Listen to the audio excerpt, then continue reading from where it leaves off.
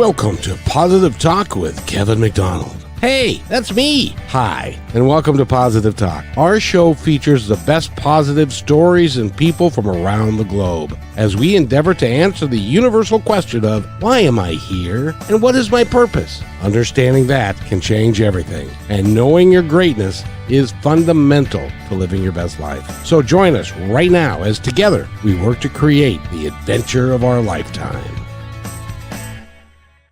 You know, in the opening that I do, we always talk about creating a life that you want, the adventure of a lifetime, some really cool things that you can do to make your life exactly the way you want it to be. And we brought somebody that I think, as a matter of fact, I'm pretty sure that you guys are going to absolutely love. His name is John R. Mills, and he's written the book Passion Struck. And we're going to talk about his book and his growth for life and what he does and where he came from and how he ended up doing what he's doing, because he's doing whatever his passion tells him to do. And it's a great moment because he also does a podcast and he's an author and he's a fourth. By the way, thank you for your service in the military. And by the way, John, how are you, sir, today? It's great to have you on the show.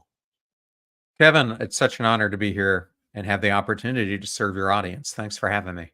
Well, I really appreciate the honor that you're giving all of us, because many of us spend most of our lives trying to figure out who we really are, why we're really here, how we can live our life to be a shining example to ourselves and to others through our passion and what we're all about.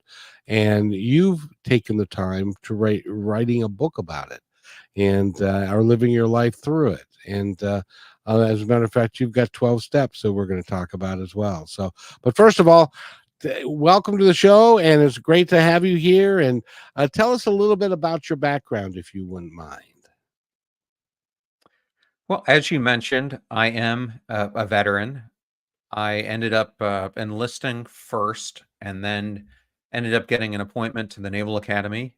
And during my time in service, I worked primarily for the National Security Agency in a variety of different roles, but found that portion of my life extremely rewarding. I got to go on submarines, destroyers, cruisers, aircraft carriers. I got to fly, got to deploy with SEAL teams, and got to be part of an admiral's staff as well. So it was really a rewarding phase of my life. And the only reason I got out was I received an appointment to go and become an FBI agent. And that was a lifelong goal of mine. And unfortunately, sometimes these things don't manifest the way that we hope they will. I got the appointment, and about 3 days before my Quantico class was supposed to happen, it got recycled because of a funding shortfall with Congress. And it ended up getting delayed for about 3.5 years. And by that time, my life had kind of gone on. I had a newborn son, and the opportunity passed me by. And so from that point forward, I really spent my time in the civilian sector, first serving in capacities of a management consultant, first with Booz Allen, later with Anderson Consulting, and then segued from there into Fortune 500 companies, and spent time at a company called Lendlease, where I was the chief information security officer, then to Lowe's, where I spent time in several senior leadership positions, and then eventually wound up as a CIO at Dell, and then pivoted into private equity, where I was the CEO of 3 or 4 of their portfolio companies before going down the entrepreneurial path and doing what I'm doing now with Passion Struck and the podcast and book, etc. I got to ask you, because a lot of times I get to have guests on the show that I don't know what it's like to do or to be them or to have the experiences that they have. One of which is, what in the world is it like being in a submarine? Some people obviously love it.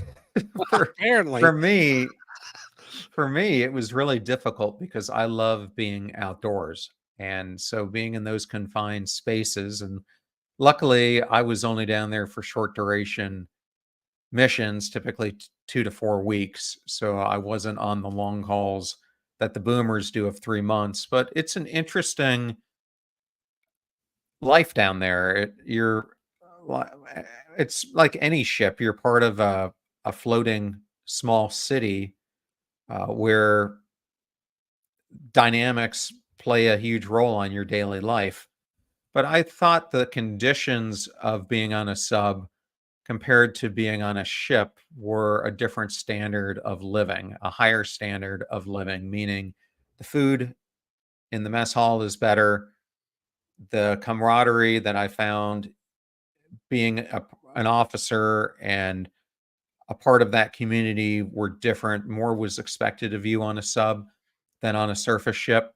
But generally, there's certain things that I just can't get out of my mind. One of them being the smell of a submarine, which I have to tell you something interesting I found. I was talking to an astronaut not too long ago for my podcast who was a submariner who told me that the smell that you experience on a sub, which you can never get that smell out of your head, is the same exact smell as when you go on the ISS, because it turns out that the International Space Station has the same rebreathers in it that they use on our submarines.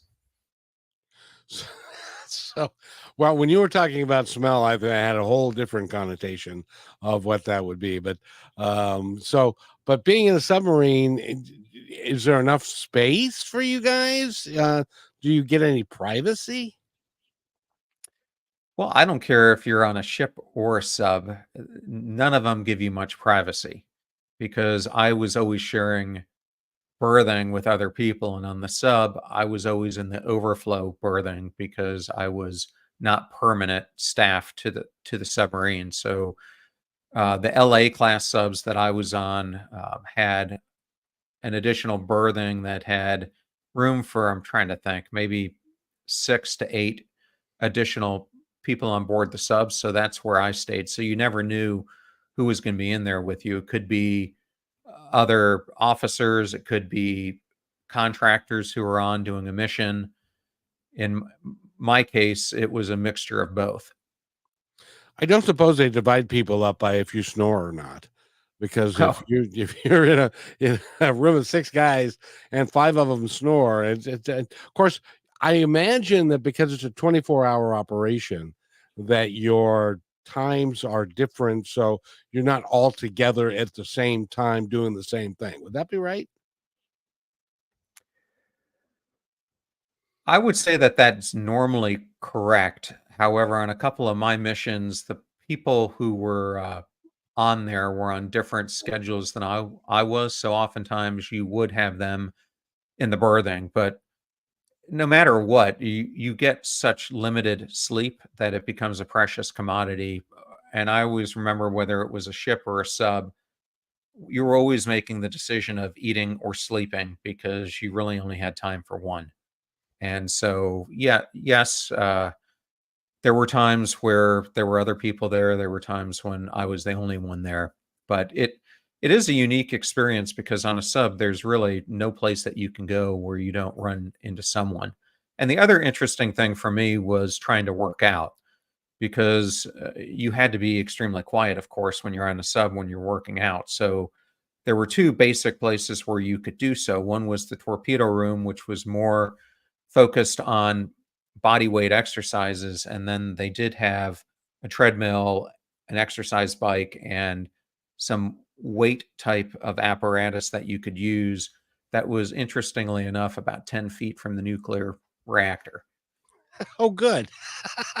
So you can go work out, but you might come out glowing.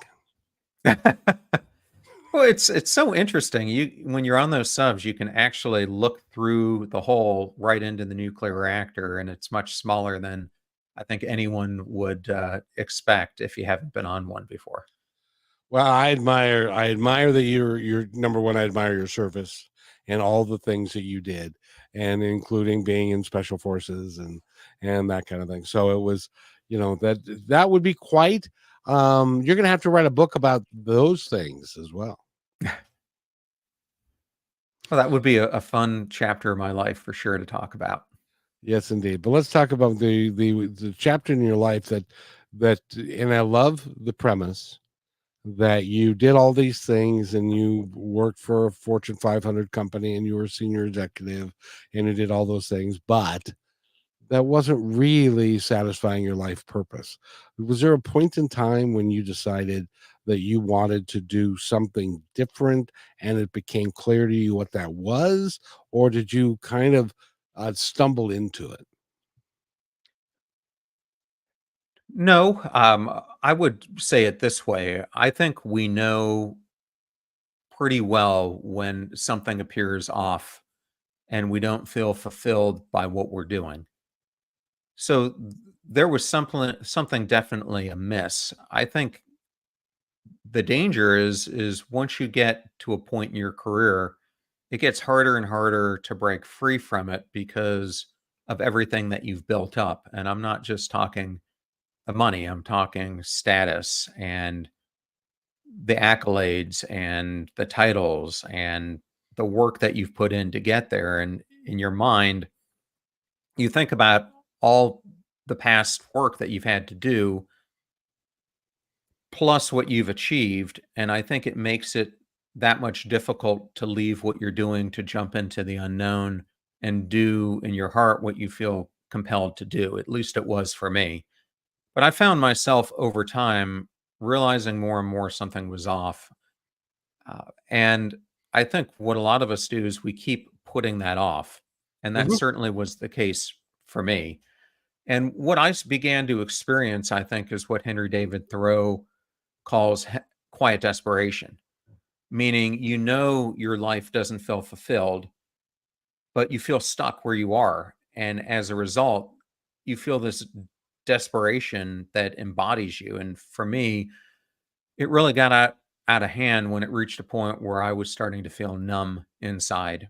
And what I realized when I hit that point was that so much of my career and life had become the constant grind of what I was living that I was really neglecting some of the more important aspects of my life, my health, my relationships, my mental health, etc. And it was at that point when I really started to come to the conclusion that um, this path that I had been on, although I was excelling at it, was so foreign to where I felt my not only my true gifts lay, but it was also a point where I came to the realization that everything I was doing was really aimed at helping that company I was with succeed. It really wasn't about helping others, helping humanity in a way that I felt compelled to do. And I think that is what eventually drove me to take action was I came to the realization that life is finite and I can make all the excuses that I want, but after a while you have to take action. It's kind of what I call, and I don't know if you've heard this term before. I call it the golden handcuffs. Are you familiar with that at all? Yeah, sure. That's where you make enough money, you are secure in your environment, you've got the house, the kids, the dog, the cat, and all that stuff. And so you're stuck where you are, and a lot of people are scared to take freedom from those golden handcuffs, and so they stay stuck where they're at because they don't feel like they can move forward in a meaningful way doing something else. They don't really understand or are willing to explore why they're really here and what they're really here to do. And you did that. And I'm curious to know, did you do that consciously or was that kind of an unconscious, I'm not happy here, so I'm going to try this here and I'm going to move forward from that standpoint? I did it consciously for sure. I think the hardest thing to figure out is I think there's a problem that we're all called in our own unique way to solve that matches the purpose that we have, our unique skill sets that we possess, and something that humanity needs. for me, the most difficult thing was really doing the inner work to truly understand what my unique skill set was that would make a difference.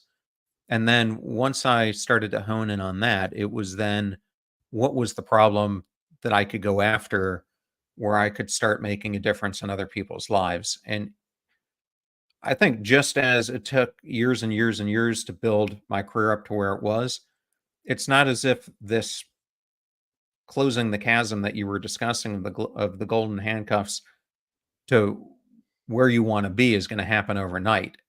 It took me years to achieve it with a lot of soul searching and a lot of intentional work on figuring out what was the problem that was calling me to solve.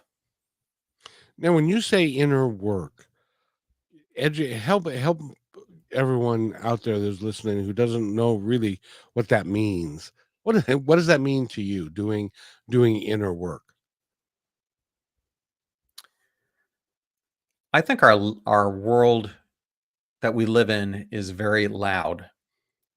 And the analogy that I give in the book about this is we are often told or hear the saying, he's living on autopilot. I'm living on autopilot. And when I think someone is living on autopilot, I don't think it's the right analogy because I was just on planes over the weekend. And when those pilots are putting the plane in autopilot, it's generally heading in the direction that they want it to go. Let's hope it is. Exactly. I think the better analogy of how people are living today is as if they're a pinball in the game of pinball and they're letting the game play them instead of being intentional about how they're mastering it. And so we get so caught up with all of the distractions that we have in life that we're not doing the work in our own mind to understand the capacity that we have for greatness and how to achieve it. So for me, that inner work was really understanding who I was in a deep and profound way. And so the way I had to go about doing that was really starting to do mindfulness practices, uh, which I'm not the type who can sit there as some people can and fold their legs and just achieve mindfulness in 5-10 minutes. For me to get in that flow state, I typically have to be doing an activity. So what I found were ways I could do that were going on a long walk where I intentionally start trying to use my senses as a way to think about how I'm interacting with the world. And then my mind then drifts into other things that I need to focus on. Another thing was using the practice of gratitude about what am I grateful for, but but also what didn't I achieve and what can I do better? And I think it was through continuously doing these different practices that I started to understand myself better and better over time and started to be much more intentional about the choices that I was making and how I wanted to live my life. By the way, we're talking with John R. Miles. Go to his website, which is passionstruck.com. And we need to take a quick break, but when we come back, I want to ask you because I believe honestly, wholeheartedly, that we are all born great. But we spend our lives around people who keep reminding us, hey pal, you ain't so great after all. And I want to ask you how you were able to regain your greatness if that had happened to you when you were a kid. You're listening to Positive Talk with Kevin McDonald. Again, our guest is John R. Miles. We will be right back. Don't go away. Holly's got a quick message for you.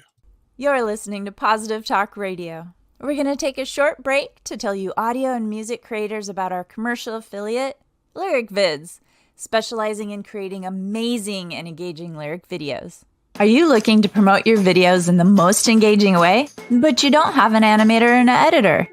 Whether you're an artist, musician, or business with a message to share, our lyric videos are designed to hook viewers and amplify your reach. Go to positivetalkradio.net/lyricvids. That's positivetalkradio.net/lyricvids now to get started. Welcome back to Positive Talk Radio. We hope you enjoyed learning about our affiliate Lyric Vids, who specialize in creating captivating animated lyric videos. Now let's get back to the show. And welcome back to Positive Talk with Kevin McDonald. Thank you, Holly. That was great, and I appreciate it very much. We're talking with John R. Miles, and he's written the book Passion Struck. I love the name, by the way, and we're going to talk about that in just a second. But I want to know, on behalf of our listeners, because there are a lot of people that have these stories that have been told to them since they were young about you ain't so great and you're a little heavy, or you got a big nose, or you've got this or that, what's going on with them. How did you either maintain your greatness or rediscover your greatness to know who you really are? Kevin, I often say that when you wake up in the morning, you look in the mirror, the greatest person that you will ever know is the person staring back at you. However, the other common thing is the greatest critic you will ever know is also the person staring back at you. So I think one of the great pursuits, if we want to establish our superpower, is to cross that chasm between those two and overcome that critic that I call forces us into becoming a visionary arsonist to the very things that we want to achieve that will bring about greatness. Boy, ain't that the truth. And I love that term, visionary arsonist, because that's exactly what we do. We arson the very things that we want to accomplish in our lives. It'd be almost like a marathon runner who sets out to do the training, but is constantly taking shortcuts, not following their dietary plan, not putting the miles in, not getting the adequate sleep. And then you wonder why you're not making progress towards your goals. So many of us do the same thing, not only in our personal lives, but you see it play out all the time in our corporate lives as well. That is so true. And if you don't take the time to do the best job you can, I was a boxer at one time, and I didn't want to do road work.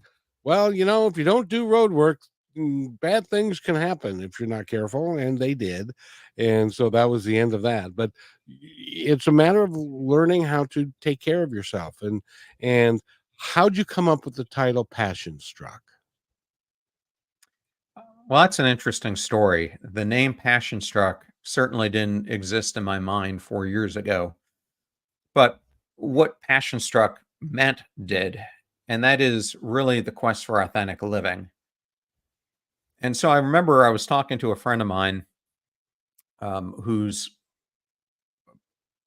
a well-known entrepreneur, Keith Crotch. He was most recently the CEO of DocuSign. And Keith and I were talking, and I was expressing to him this research that I'd been doing about these different luminaries. And what I kept finding with them was that all of them at one point in their life, whether it was Steve Jobs or Jeff Bezos or Oprah, The Rock, etc., they were stuck. But then they managed to get ignited by this intention to want to pursue greatness and solving a problem. And they were so willing to go after it. They had so much passion that they were willing to risk their good name. They were willing to risk their finances. They were willing to risk certain relationships to go after it. And as I was talking to him about it, he said to me, it sounds like what you're talking about is someone goes from being passion stuck to passion struck. And when he said that, it just hit me right then and there. And as soon as we got off the phone, I went to GoDaddy to see if the domain would possibly exist, thinking there was no way in hell. And there it was, 10 for $9.99. And that became the beginning of Passion Struck. And congratulations, because you did a couple things there. First of all, you had an open conversation with somebody who you respected, and respected their opinion. But more so, when he said something that was so unique and dramatic, it registered with you so that you could take that and then use it, because that was the core essence of what you were talking about, wasn't it? Yeah, it's really a state where your actions, ambitions, and aspirations, they're not just aligned, but they're so deeply infused with unwavering dedication that it sets you on this path to self-actualization. And to me, that's really what the road to becoming passion struck is all about, is becoming your self-realized self. What do you do if you don't even know what that self-realization is? How can you help somebody? I know there are 12 steps that you talk about in your book. Um, is that one of those steps as to how to recognize that? Because a lot of people don't.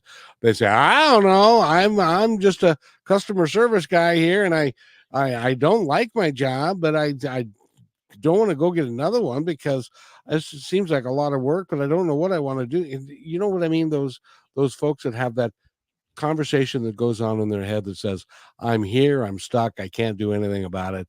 And so this is how I'm going to be until I retire. And then I'm just going to go fade off into obscurity." Well, I think that's 60% or more people, at least according to Gallup, who Yeah. said that they feel emotionally detached, and 19% of them are miserable about with what they do. So that's exactly what we're talking about here. And yes, in the first principle that I cover, and so maybe it's good for me to go through how the book is organized. The book really has what I call the Passion Struck framework in it, but the Passion Struck framework is a subset of something that I call the Passion Struck model. And the Passion Struck model consists of mindset shifts, behavior shifts, intrinsic motivation, and really the science of intentional action. And so the first mindset shift that I go into, I called it the mission angler. And I picked angler on purpose because I live here in Tampa Bay. I think based on the time zone you're in, far away from you. Far, far, But far. when I think about my friends who are really good fishermen, or when I go out to fish, it's not as if you want to go out and catch grouper, which is a big fish we have here, and you just get up at some haphazard hour, put your boat in the water, go out in the bay and hope you're going to catch them. No, you're looking at the tides, you're looking at the moon phases, you're looking at what type of grouper you're allowed to fish for, where people have cited it, where it's most commonly found, etc. You're looking at how hot it's going to be. So many factors, and most people are planning for the weekend days, if not a week or more in advance. It's a very intentional discipline. But how many of us treat our lives the same way? And so, my whole message here is that just as that angler is so dedicated to their profession, we need to use the same thing as we're thinking about the life that we want. And I was recently talking to Lauren Zander. Are you familiar with her, Kevin? I haven't met her yet. Okay, she wrote this great book called Maybe It's Me. And what she means by that is it's so easy to blame others for where we are in life, and we don't want to put the blame on ourselves. But that's exactly typically what the reality of the situation is. And one of the things that we both tell people to do if you want to start moving down this path is you want to start by creating a promise to yourself. And where that starts is I typically advocate creating a vision board for where you would like your life to be. And the way I tell people to do this is imagine where your life is now as if you were sitting on a stool in your kitchen or at a bar. And when you think about that stool, what are the supports that are currently holding you up? Meaning, where are you investing your time and your money? Because that is typically a great indication of where your life is heading. Now, the next thing you do in this exercise is you start picturing that stool as if it would resemble your ideal future self. And how differently would those supports underneath you be? And once you figure out what that gap is, the daily promise is making a promise to yourself every single day about intentionally focusing on something that gets you closer to that new version of the stool you want to be sitting upon. And this is something that she has actually taught to famous people like the actor Forrest Whitaker, and others. I have used it myself.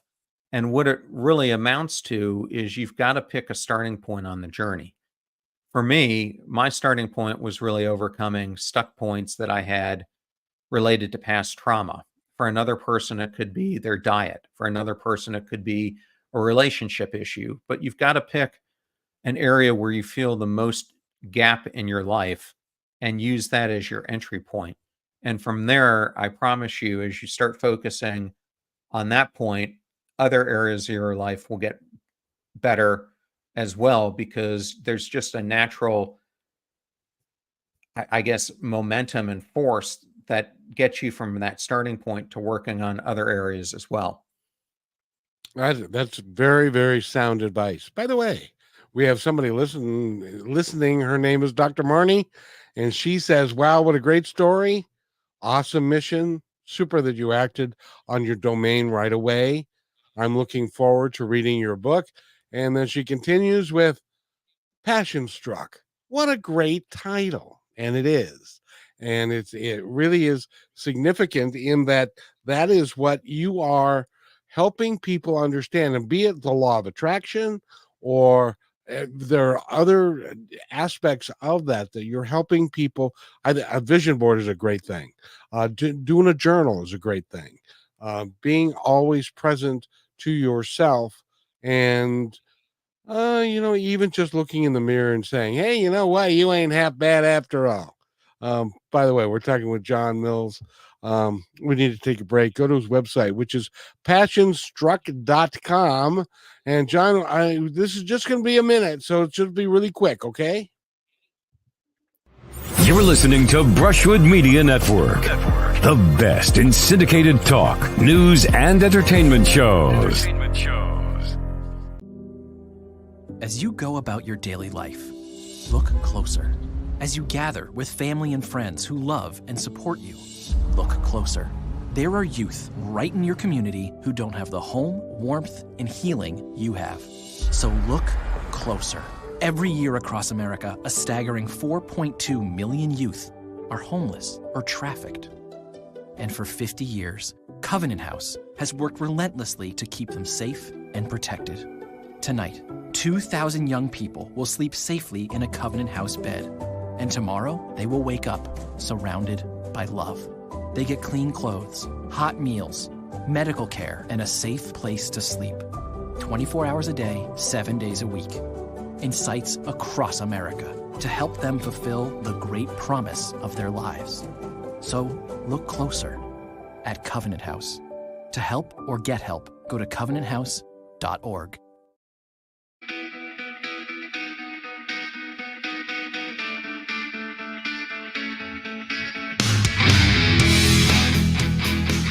And welcome back to Positive Talk with Kevin McDonald. Well, I hope that woke somebody up. And we're talking with John Mills, who's written the book, Passion Struck. He is a member of the armed forces. He worked in government. He's been a CEO. He's been worked in a senior executive for a Fortune 500 company. You've done a lot of things, but John, why wasn't that enough for you?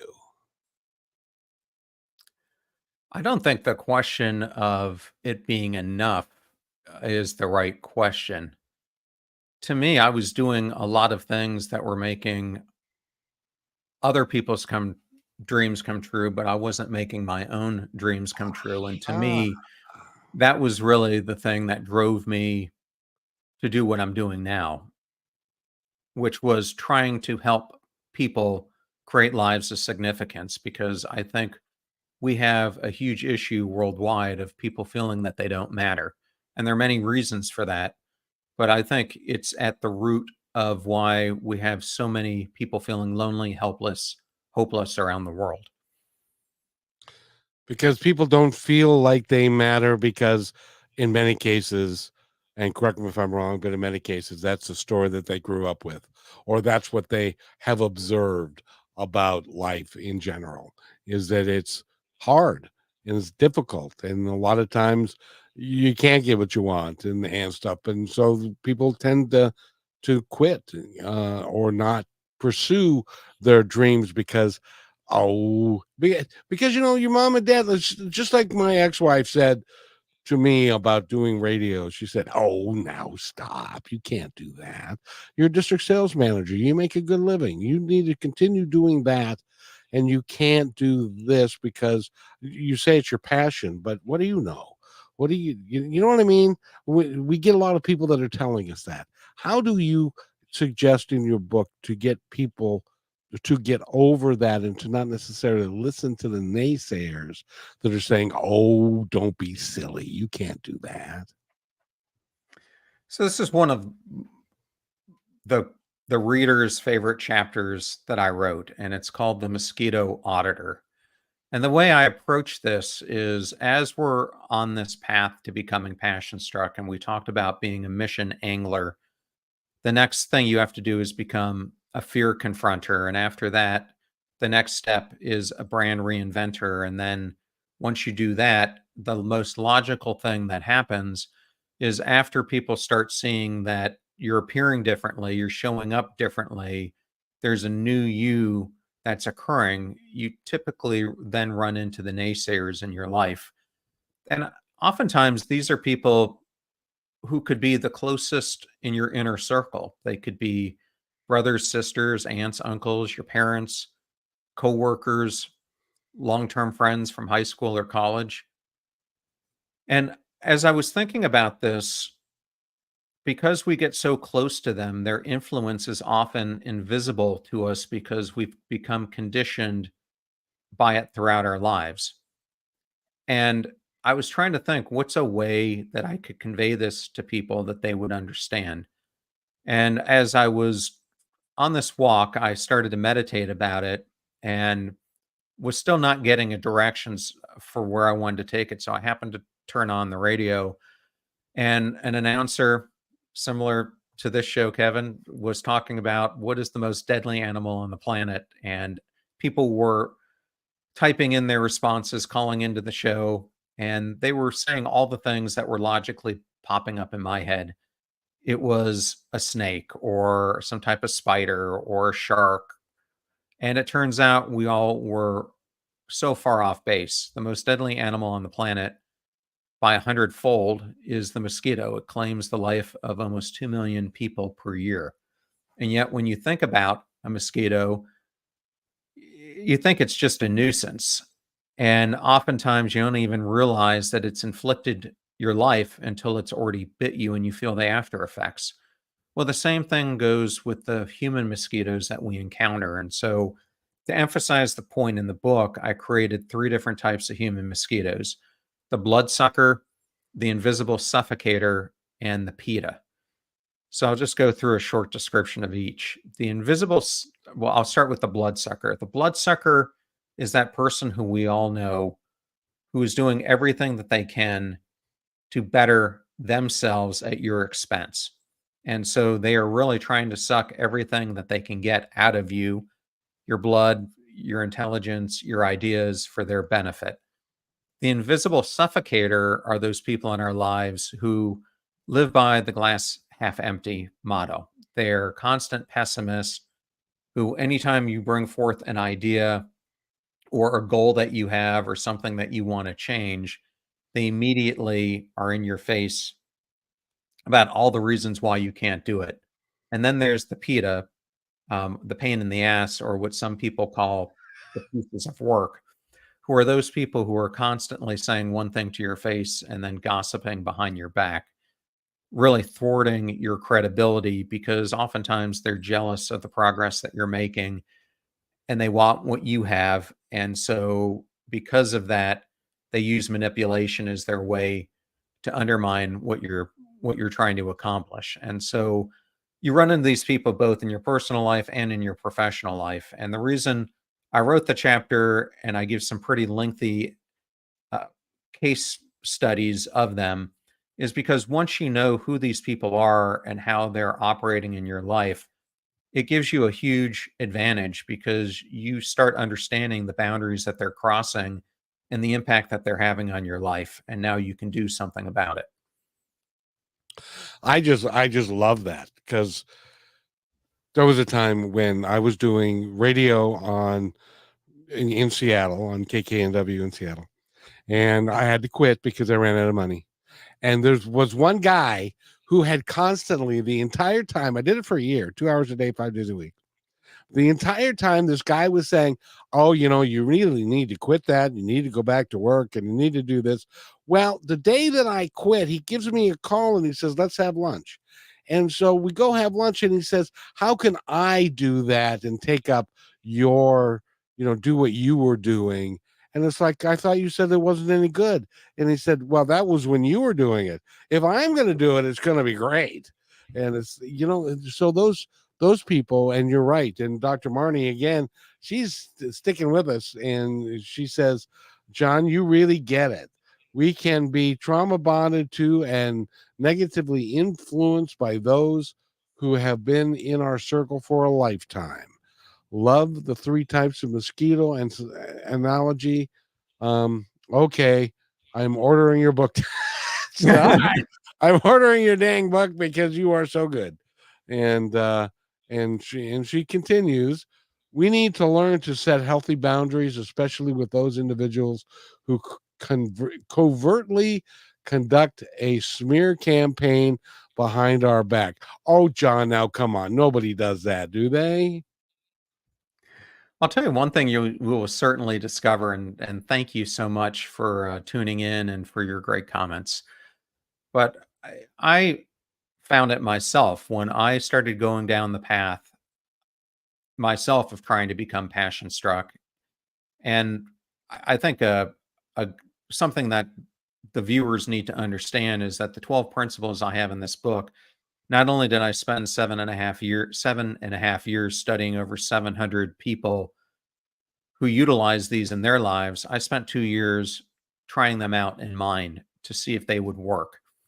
And as I was starting to make my own shifts, I found that the circle of people who I thought were my friends, many of whom were drinking buddies or people I would meet socially, but didn't inherently care about me as a person, started disappearing from my life when I was making steps to better myself and to change where I was in life and where I wanted to go. And to me, if someone else experiences the same thing, I actually think it's a blessing because you're distancing yourself from the people who are holding you back. And it's allowing you to create a new circle and a better circle who's going to influence where you want to go.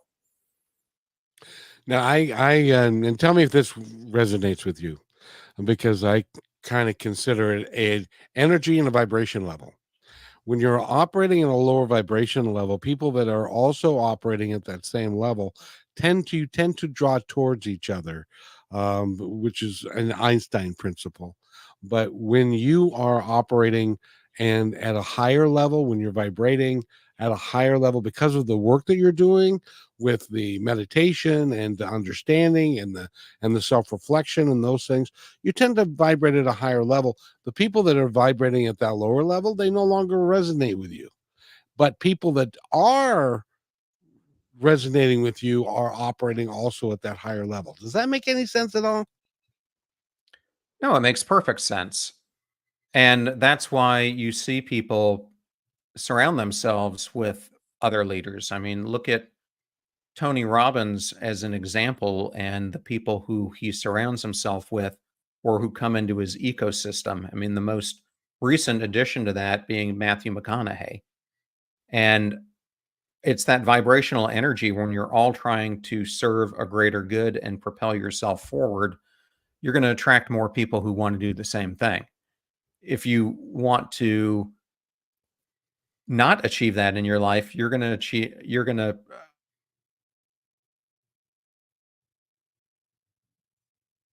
Uh-oh. Come back, John. Come back. By the way, we're talking with attract John people R. who. Miles. Oh, go ahead. You're back. Yeah, no, I was just saying that we attract where we want to go in life. And so if you're on the path to wanting to break out and help others and be an inspiration to the world, that's what you're going to attract along into your life. If you're happy with being in whatever stuck state you're in, surrounded by other people who are in that state, that's where you're going to remain. So I think what you're saying about that energy is absolutely correct. And it's really is exciting when you go down and you start working, and I highly recommend the book, Passion Struck, because he's got some step-by-step tools to help you understand and to get through some of your own stuff that keeps you stuck, so that you can be struck with kindness and with passion, and to really live your life. Because isn't it that why we're here? I mean, we a lot of us spent our lives wondering, okay, this is hard. Why is it so hard? And why am I here? I don't seem to be having any fun doing this, but I don't set myself free. That's kind of a thing for a lot of folks. And I'm glad you wrote the book, because you're going to help some people who pick up this book. You're going to help them realize, no, you know what? There is a better way. Is that the reason you wrote it? Yeah, it's exactly the reason I wanted to write it. If we want to change the world, we need more people who feel like they want to make a difference and can make a difference. So I was really trying to create a guidebook or a playbook for anyone who wants to go from living their life ordinarily to being extraordinary in everything that you're trying to accomplish, and then give you the exact way to do it. And sometimes we need that roadmap. Because if you are trying to get to San Diego and you're on the road to Seattle, it's hard to get to San Diego if you're going to Seattle. So really need a roadmap, be able to figure out how to get to San Diego in the right way, or where you are back east. You absolutely do. And I lived in San Diego myself, so Oh, love very it there. nice. That when you were in the Navy. Actually, when I was working for Booz Allen, and I went to San Diego State for my master's. Oh, very good. Very good. Because now I didn't read that. You also have a master's degree, and congratulations. So now I want you to, well, first of all, Dr. Marnie's got one more thing she'd like to say, and that is yes, yes, yes. Our circle will become much smaller, but you're right, John. It's a blessing, and your life will become more authentic. Very well said, Dr. Marnie. Very well said. Yeah, very well said. I agree. And so you are on a journey. You are nowhere near the destination. You got a long time left to be here. And as you continue to move forward, I know that it continues to evolve what you want to be, and to know your greatness and how great you can be. Where do you see yourself going? Where does your vision board say you're going? So to me, I'm just at the starting point of this journey. Where I would really like to focus in the future is similar to how what we see Disney today is trying to create the happiest place on earth. What I would Yes. like to help people do is to create the most significant and intentional place on earth. And so I'm really trying to build a company that through the podcast, books, in the future, the Passion Struck University, television programs, children's books, it's all about educating people on how to live authentically and to ultimately become fulfilled in how you're living your life and so that when you look back upon it, you're filled with admiration for the journey that you've taken, not remorse for the what ifs and the should haves that you didn't complete in your life. We know, as you know, and when you talk to somebody from hospice or somebody that's around people that are on their way to transition to the other side, that most people, they don't care about the money they didn't make. They don't care about, and they care about relationships, and they care about, did I do everything within my life to to make a difference in somebody else's life? Because have true happiness is making a difference in somebody else's life. Do you agree? Well, I wholeheartedly agree. And there are three great examples off the top of my head I can give you. The first is the work that Bronnie Ware did when she was serving people in palliative care on her Five Regrets of the Dying, where the number one regret was not living their ideal self. The next person would be Tom Gilovich, who's a psychologist at Cornell University who has studied thousands of people in the third chapter of their life. And what he has found that 76% of them have the same regret. And it's not the mistakes that they made in life, it is not pursuing becoming their ideal self. It's the what ifs and the should haves that I just discussed. And then I think the third example that I would give on this is all you have to do is look at the Harvard study of adult aging. The most recent caretaker of that is a psychologist named Bob Waldinger. He released a great book last year called The Good Life. And what he discovered is what you just were talking about, Kevin, and that is that after examining multiple generations of men that started 80 years ago from both Harvard and men who were on the other side of the tracks, what they discovered was it didn't matter how much money you had, how much success you had or didn't have. What mattered most to happiness and fulfillment was the relationships, your health, and how you viewed success, the intrinsic motivation in your life. And by the way, we're talking with John R. Mills. Go to his website, which is passionstruck.com. And by the way, you say you're just getting started. Well, you've been on Forbes, you've been on Inc., you've been on ABC, or no, NBC, Business Wire, Bold, but you've been on Better Humans. You've been all over the place. Congratulations on what you're doing, and keep going. The only way to lose is to quit. And just keep doing what you're doing. We need to take our last break, and we'll be right back in just a second with John R. Mills.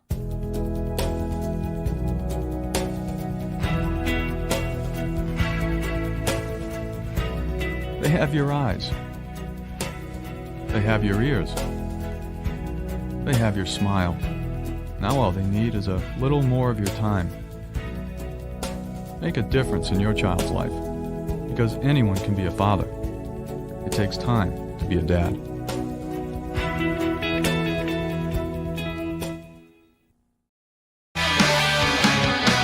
And welcome back to Positive Talk with Kevin McDonald. It's so nice to have John here. I got to tell you, you are remarkable, and you're on a remarkable journey.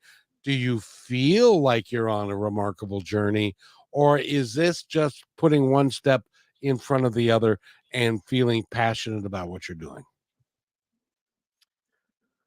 You know, when you start on these journeys, you never know how they're going to resonate. And I guess as I went down this path, I just wanted to start impacting one person at a time. As I look back now, 4 years into this journey, I'm blown away by how much it has taken off. I mean, we just surpassed 45 million podcast downloads as an example, 5 million YouTube views, which tells me that the message here that we're talking about is really resonating, not just with people in the United States, but I'm seeing it in over 170 countries every single month where people are tuning into the content. So it seems to be something that's impacting people globally. So not only is it inspiring me to keep going every single day, but it's just so humbling to see how big an impact it's having on so many people.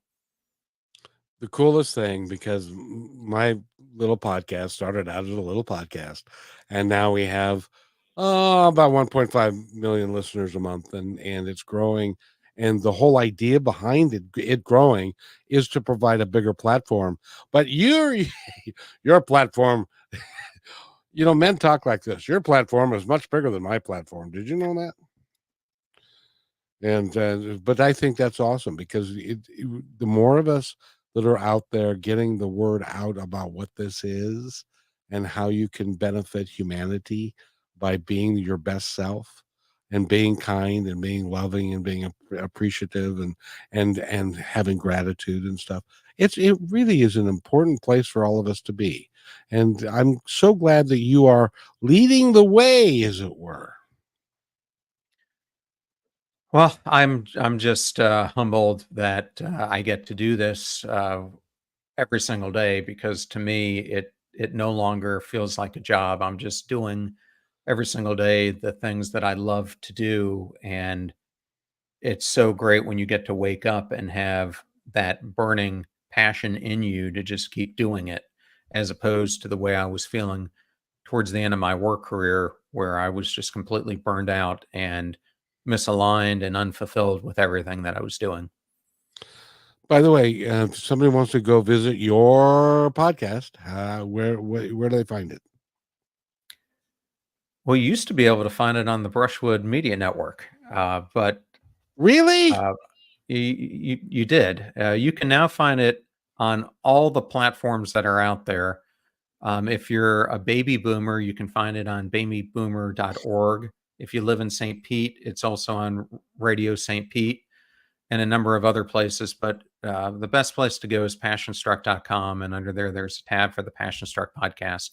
But if you listen to Apple Podcasts, Spotify, Simplecast, wherever you listen, you can find it. YouTube as well. You're on, as they say, where you go to get your favorite podcast, you'll find your show, which again is called Passion Struck. So it's real easy to find, and thank you. I want to thank you for being here. Have you had a good time? I had an awesome time, Kevin. You're a great host. Thank you so much for having me.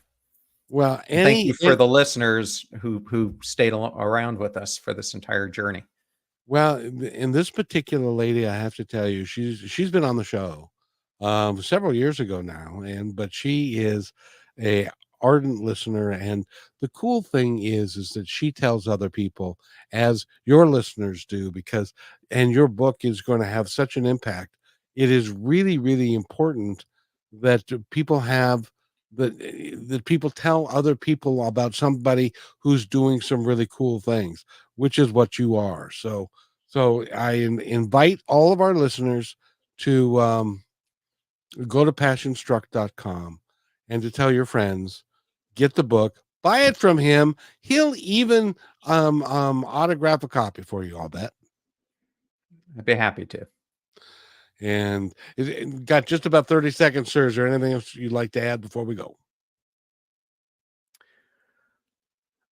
A lot of people who might be listening to this may think the concepts I'm talking about sound awesome, but you're either too old for it or you're too far in your career for it. The only thing I would like to tell you is that the best time to potentially start this is today. It doesn't matter how old you are, where you're at. The biggest thing that you have to have is that inner feeling within yourself that you possess what it takes to do what you were born and put on this earth to accomplish. And you can close the gap like I did. It's just about dedicating the time and action to it every single day. And that's all there is.